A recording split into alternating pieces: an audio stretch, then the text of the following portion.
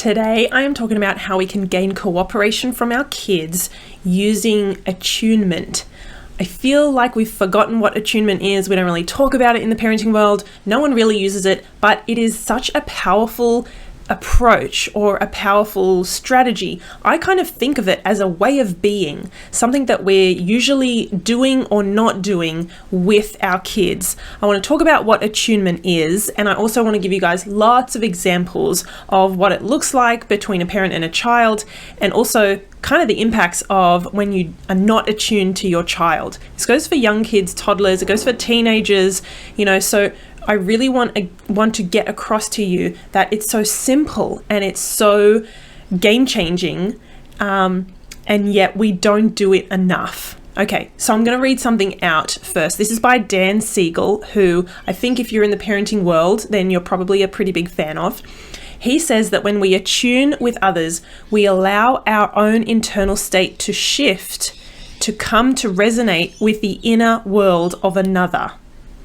This resonance is at the heart of that important sense of feeling felt that emerges in close relationships.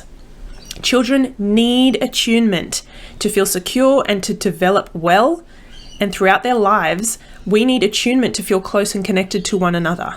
So without attunement, guess what it's like to be in a relationship or even a friendship with someone? Well, it doesn't last long. When we're not attuned and connected to our kids, we sort of have this growing, drifting apart, and that's risky come the teenage years when our kids are finding other friendships and looking outwards to peers and looking for their opinions and their advice a little bit more than ours.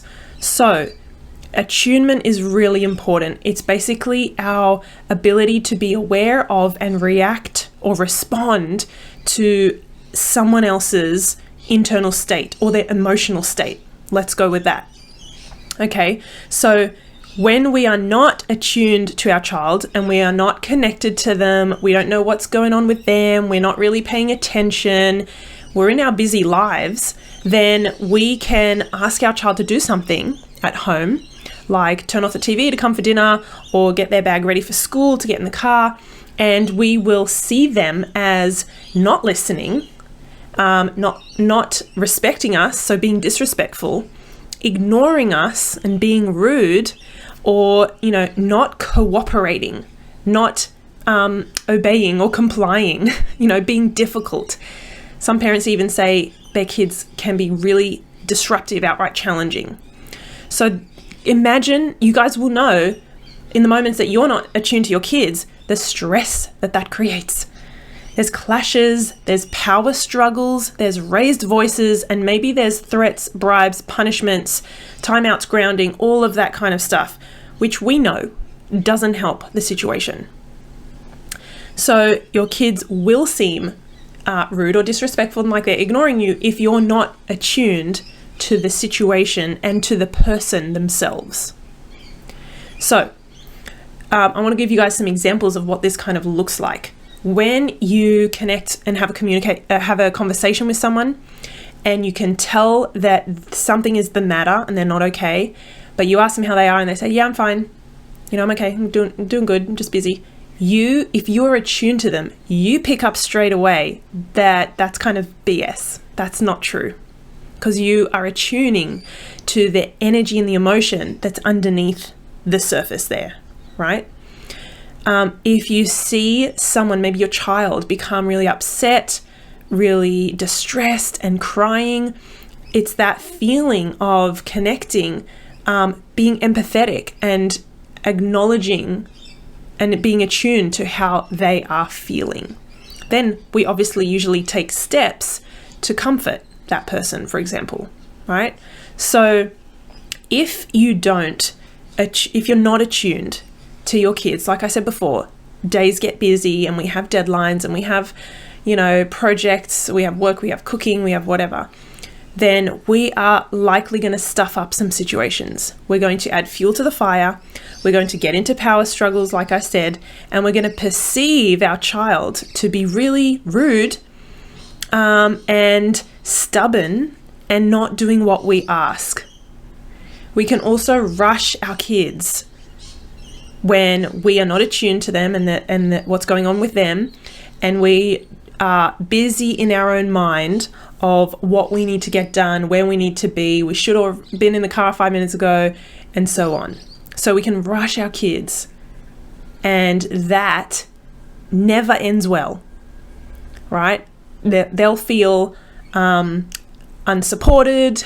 They will feel like we don't get them or what they're doing, that it's not important. They don't feel seen and heard and understood, and there's no problem solving going on there, right? Nothing collaborative, nothing positive. So when we ask our child to do something, to put the plates in the dishwasher, to put their shoes away, or, get ready for school, whatever it is, we have to make sure we attune. Are you attuned to your child? Are you attuned to what their emotional state is? You don't have to look really closely and ask them how they're feeling. You can just pick this up based on their facial expression, their mood, their body language, what they're doing, and things like that. So picking up on those cues, right? So it's noticing the situation. Are they in the middle of their favorite show? Have they just come home and had an awful day at school, perhaps? What you say, your tone and your facial expression is even your timing, right? Of when you get them to do something, when you ask them about that thing that they haven't done, all of those tiny tweaks and changes that you can make the world of difference. Okay, so imagine these situations. It's time to shower and then, get ready for bed. We can either say to our child, "Oh my God, it's 7 o'clock. Hurry up, you haven't even showered yet. Hurry up, let's just go. Get in there. Move faster." So we can, you can hear the energy, the tone, you can imagine my facial expression, and maybe my child is finishing a game on the iPad or whatever it is.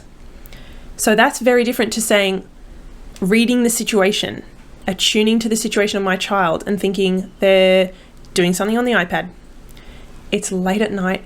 No one is their best late at night. Our batteries are all kind of drained. And I can be helpful rather than just demanding. And I could say, "Oh, hey, buddy, pause that game for a second. I've just realized the time. It's 7 o'clock. We're running late. All right. Do you want to finish that game? Show me how much longer is left until the next level. And how about I get your towel, and then right after the game, I'll help you. You'll get in the shower." So you can already tell the differences between how that sounds, probably how it's received by the child and how they perceive it. Very different, because we're attuning to them, the situation, what they're doing, that they're busy, that no one likes being controlled or rushed or yelled at. That goes for, asking your child where their homework is, or do they need to start it, or why they haven't done something they said they would do. Time to turn off the TV and come for dinner. We're running late. You've got to grab your bag and your shoes and do it in the car, whatever. So many situations where if you attune to your child in the situation, pause and read the room basically and adjust how you're connecting and communicating with your child, you will see a massive difference if you begin to do this a couple of times a day. If you're just more thoughtful and intentional, and stop that rush, go, get it done now, start attuning, and I think you will see some huge differences in the way you feel, but that your child communicates and interacts with you as well. I'd love to hear your comments and your thoughts on this. Please put them down below in the comments. I want to start a conversation. If you guys have any more tips and strategies on connecting with your kids and gaining that cooperation when you need it, love to hear them. Please also make sure, if you are over on Facebook, that you check out and please join the Facebook community, which is Let's Raise Emotionally Intelligent Kids. I would love to see you there.